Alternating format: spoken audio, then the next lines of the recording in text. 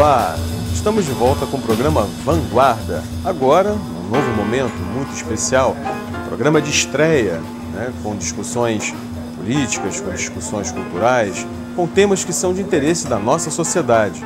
E hoje, para abrir o nosso programa Vanguarda de maneira especial, estaremos recebendo o deputado Roberto Henriques, do PSD do Rio de Janeiro. Ele, que está em seu primeiro mandato, e vem conversar com a gente sobre uma nova modalidade de se fazer política, um novo modo de construir relações sociais e de que modo o político pode estar mais próximo a serviço da população do estado do Rio de Janeiro em geral. Deputado Roberto Henriques, é um prazer recebê-lo no programa Vanguarda. Prazer, professor, é uma alegria estar aqui com você, discutindo os temas, Vamos discutir aqui diversos temas relacionados ao povo do estado do Rio de Janeiro, ao povo brasileiro e de uma maneira especial à população da região dos lagos, que é das regiões brasileiras, daquelas que mais têm caldo de cultura histórica, que a gente fica super feliz. Com certeza. A primeira pergunta ao deputado Roberto Henriques, conta pra gente como foi a sua trajetória do homem Roberto Henriques até se tornar o político Roberto Henriques. Olha, em primeiro lugar, o ambiente familiar no qual eu fui criado ajudou muito. Meu pai era um amante, um apaixonado do PTB de Getúlio. Ele viveu intensamente como homem que nasceu no início do século passado. Meu pai nasceu em 1908, era funcionário público federal do Serviço Nacional de Malária. Então ele viveu intensamente aquela transição da Revolução de 1930, a passagem para o denominado Estado Novo, e viveu todas aquelas ebulições. E eu nasci na década de 50, final da década de 50, e comecei desde pequenininho também a vivenciar na família, nos diálogos que meu pai tinha com quem visitava. Aí meu pai também já era comerciante, Eu vivi também numa família de comerciantes e ali no contato com os fregueses, no contato com todos aqueles que visitavam a nossa casa ou as casas as quais nós visitávamos, sempre a discussão política era um bom papo. Por isso, esse ambiente, eu creio que foi assim a gênese da minha vocação para a ação política. Depois, ainda muito novo, naquele período em que existia uma total ausência de liberdade, de manifestação da expressão que nós deveríamos colocar enquanto brasileiros, aquilo ali também foi uma ação muito provocativa para todos os setores. Foi assim na área das artes, das diversas facetas das artes no Brasil, e na política não foi diferente. Nós que tínhamos já uma vocação para a política, fomos automaticamente provocados por aquele ambiente desafiador que era o ambiente da ditadura que tomou conta desse Brasil até o início da década de 1980. Então, nesse ambiente é que eu fui sendo inserido, E ali já pela final da década de 70, eu já era ali um pequeno militante político, Eu era dos mais jovens, da turma antiga lá de Campos dos Goytacazes. Eu comecei também a frequentar aqueles ambientes de reuniões, Tive o privilégio de conviver com figuras maravilhosas como o doutor Adão Pereira Nunes, que era um homem que foi deputado federal, um homem perseguido pela ditadura militar, depois foi suplente de senador, quando o Roberto Saturnino Braga, junto com o Leonel Brizola, ganharam as eleições majoritárias aqui no estado do Rio de Janeiro em 1982, houve o retorno do Adão Pereira Nunes à vida da política aqui no estado do Rio de Janeiro após aquele período de ditadura militar. E convivi com figuras extraordinárias como Edgar Coelho dos Santos, Irineu Marins, Célio Brito, eram nomes da resistência lá em Campos dos Goytacazes. Eu tive esse privilégio. Então esse ambiente foi um ambiente que me vocacionou e logo a seguir fui me entregando totalmente à militância política e daí a pouco à militância político-partidária. e nesse conjunto, né, de desencadear de atos sucessivos de militância política, nós chegamos ao momento em que eu me ingressei já de corpo inteiro. Inicialmente cheguei a ajudar, inclusive, fundar o Partido dos Trabalhadores aqui no estado do Rio de Janeiro, de forma mais especial na região norte e noroeste fluminense. E vivia ali uma briga com o meu pai, que gostaria que eu estivesse junto com o Leonel Brizola, pelo fato das origens dele ter sido no PTB de Getúlio Vargas.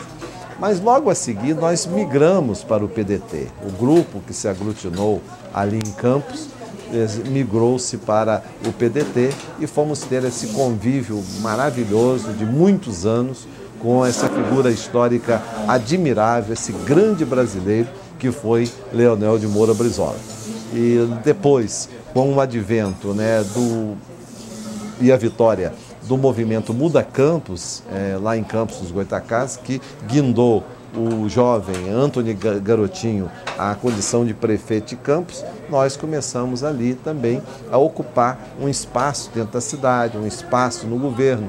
Fui secretário municipal da infância e da juventude, depois fui secretário de governo por diversas vezes em Campos e a seguir vice-prefeito, depois prefeito em algumas ocasiões em que tive que assumir a prefeitura na condição de vice-prefeito, fiquei prefeito em exercício e depois de tantas lutas, né, basicamente em Campos, eu comecei a ser vocacionado para um outro capítulo da minha vida política, que é a função de deputado estadual, onde a gente já se sentia vocacionado a fazer uma política de regionalidade. Vinha de uma região para a capital para desempenhar o meu mandato, uma região que foi excessivamente esvaziada politicamente.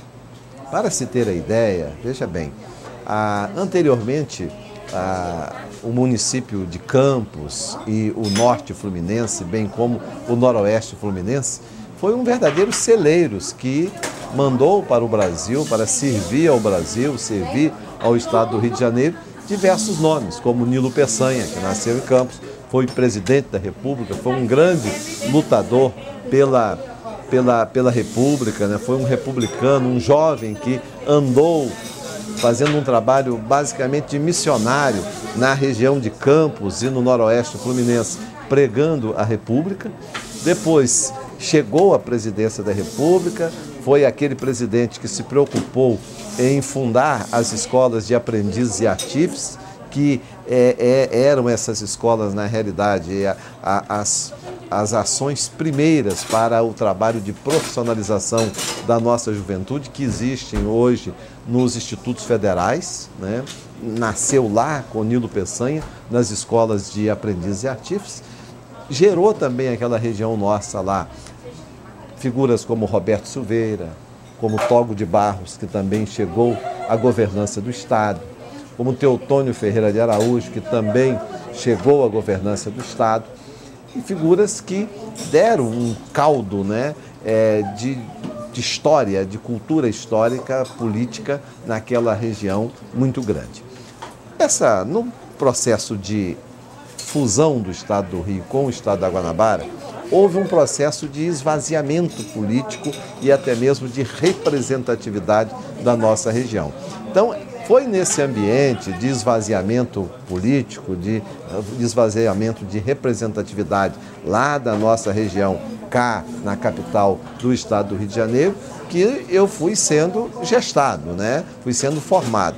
E eu me sentia totalmente desconfortável, era uma figura inconformada com o desprezo que muitas vezes a capital do estado tratou uma região que sempre deu tudo ao Brasil. Nós demos tudo ao Brasil no período do Brasil Colônia, demos tudo ao Brasil no período em que o Brasil foi Brasil Império, na Primeira República, após o Estado Novo, em todos esses períodos históricos, sempre que nós, a região norte fluminense, Campos, fomos convocados, nós sempre contribuímos para o Brasil. Então, é nesse ambiente que eu fui gestado. né? E foi com toda essa dívida histórica, né, que eu tinha na minha cabeça como dívida que o poder central, o governo da União, o governo do Estado, tem com a região norte e o noroeste fluminense, que eu vim e criei um roteiro de mandato para chegar ao Rio de Janeiro e procurar interpretar da melhor maneira possível os sonhos e os desejos da população de Campos, do norte e do noroeste fluminense. Agora, deputado, conta pra gente como foi a experiência do primeiro mandato. Ou seja, quais foram as suas realizações, quais foram as suas principais dificuldades, como resumir essa primeira experiência política como deputado estadual? Eu cheguei para ser deputado estadual com um pensamento, um roteiro que eu desenhei na minha cabeça, a partir até das discussões que nós fomos realizando na campanha eleitoral. Porque a minha campanha tem uma particularidade muito especial, é uma campanha altamente discutida. Eu faço muitas reuniões de grupos, de segmentos profissionais, de segmentos comunitários, fazemos muitas reuniões assim de núcleos de famílias. Então ali, evidentemente que vamos formando o desenho do que poderá ser o mandato. Isso que eu fiz no ano de 2010. E quando cheguei à capital do Rio de Janeiro para ser deputado estadual, eu tinha uma coisa muito clara na minha cabeça. Eu tinha que ser um deputado regionalista. Eu não tinha como pulverizar as minhas ações e de forma a focar o estado do Rio inteiro. Eu pensei que nós poderíamos, numa caminhada histórica, começar a ir formando regionalidade e incentivando os segmentos regionais dos municípios que, no caso, ali compõem a região norte e noroeste fluminense, que são 22 municípios, a começar a fazer valer a sua tradição histórica. É um município que tem uma região que tem muita tradição histórica. Dali saiu o Nilo Peçanha, presidente da República. Dali saiu o Roberto Silveira, também um grande governador do estado do Rio de Janeiro. Saiu Togo de Barros, saiu Teotônio Ferreira de Araújo. Então, uma região que tem uma tradição histórica muito grande e uma tradição na política do estado do Rio de Janeiro e no Brasil também muito grande. E eu percebia que, com a fusão do estado do Rio de Janeiro com o estado da Guanabara, houve um esvaziamento do antigo estado do Rio de Janeiro e de muito mais acentuado esse esvaziamento lá no norte fluminense e no noroeste fluminense. Então, eu pensei, olha, a grande obra que eu posso ajudar a fazer, dar a minha modesta contribuição a fazer, é a gente começar a construir um pensamento de unidade regional. O que é uma unidade regional? É a uniformidade? Não, a unidade, ela é o resultado do esforço de todos nós em que pese as pluralidades de pensamentos, as particularidades culturais até e políticas que tem cada município, mas a gente, enquanto região, a gente pensar juntos aquilo que poderia ser as nossas bandeiras de lutas em defesa do nosso povo e da nossa gente. Eu vejo, e eu tenho um sonho, professor, lá no caso do norte e do noroeste fluminense, e tem um sonho também que ele se estende. Ele se estende para outras regiões do estado do Rio de Janeiro. Eu vejo que as regiões só vão, assim, conseguir mandar a conta do que Brasília deve a nós, mandar a conta do que a capital do estado do Rio, né, a governança estadual deve a nós, a gente criando uma força de representatividade.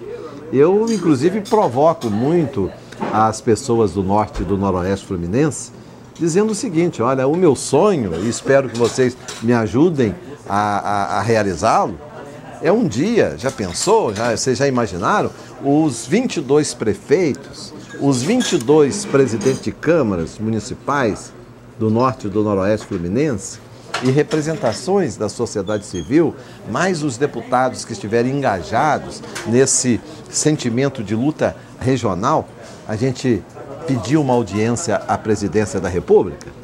Qualquer que for o presidente, ele vai parar. Epa, o que essa gente quer? Então nós estaríamos dando um salto de qualidade para juntos nós superarmos muitas dificuldades que nós temos, sobretudo as grandes obras estruturantes que todas as regiões do estado necessitam, e principalmente nós aqui no norte e noroeste fluminense, que é o foco, né, primeiro do meu mandato, como que nós poderíamos assim nos fortalecer de representatividade. Agora eu fico a imaginar, professor, se a gente consegue fazer isso em uma região e daí a pouco a gente começa, por exemplo, fazer na região dos lagos também. Perfeito. Aí daí a pouco nós vamos colocar essa semente de trabalho regionalizado, de representação política ali na região serrana. Olha como que daí a pouco nós vamos criando uma substância tamanha na nossa luta, no nosso movimento de representação, que eu tenho certeza, Brasília vai nos respeitar, a capital do estado vai nos respeitar e vai nos tratar da forma como nós merecemos e da forma como nós devemos receber de volta os investimentos por tudo aquilo que nós damos ao nosso Brasil. Olha nesse momento histórico agora, o advento do petróleo. Quanto que a região norte deu de sacrifício, quanto que a região noroeste deu de sacrifício, o quanto que a região dos lagos deu de sacrifício.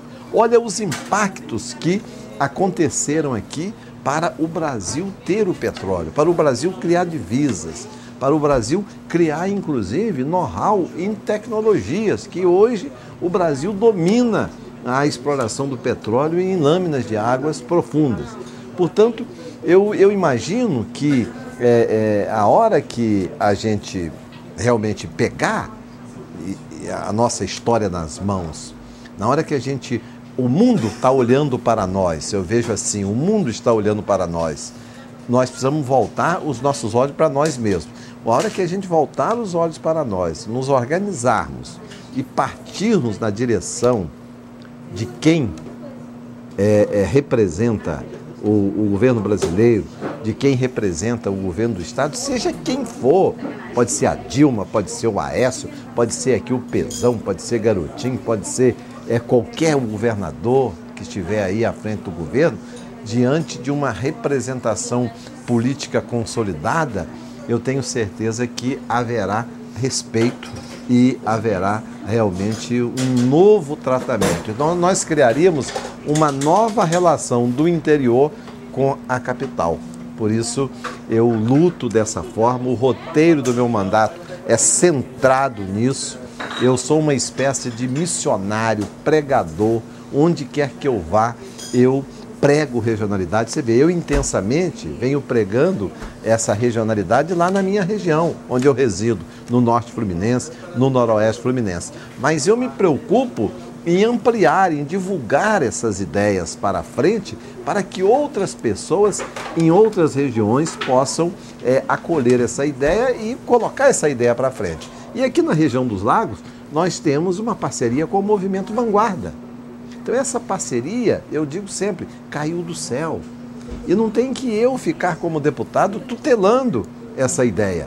O meu sonho é que as pessoas peguem essa ideia de regionalidade, de fortalecimento político de todas as regiões do estado e que faça com que, em acontecendo na prática, né, esse exercício de cidadania, esse exercício de estratégias várias no campo de construir a força de representação, eu tenho absoluta certeza que a relação nossa com Brasília será muito diferente, a relação nossa com o governo do estado será totalmente diferente. Isto é, será uma relação em que as paredes do Palácio do Planalto irão tremer e as paredes do Palácio Guanabara também irão tremer, porque nós não somos um povo qualquer, nós não somos regiões também quaisquer, nós somos um povo, uma gente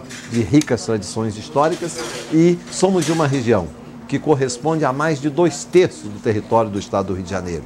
E que essa região tem dado tudo ao Brasil. O Brasil vive muito de nós e muito pouco vem para nós. Por isso há necessidade da gente mudar a forma, mudar o jeito de se fazer política de representação na nossa região e no nosso estado. Deputado, estamos aqui em Cabo Frio, região dos Lagos. Como nós conversamos, o senhor é um deputado de caráter regionalista. Como o senhor pretende, como o senhor enxerga Cabo Frio e a região dos Lagos como um todo, na sua importância para o estado do Rio de Janeiro e como pretende, no seu futuro mandato, estar atuando mais próximo a essa região? Professor Cutias, eu vejo a região dos Lagos como um viveiro de potencialidades, né? É uma região que, como já disse aqui no nosso bate-papo, né, junto com a região norte fluminense, com o noroeste fluminense,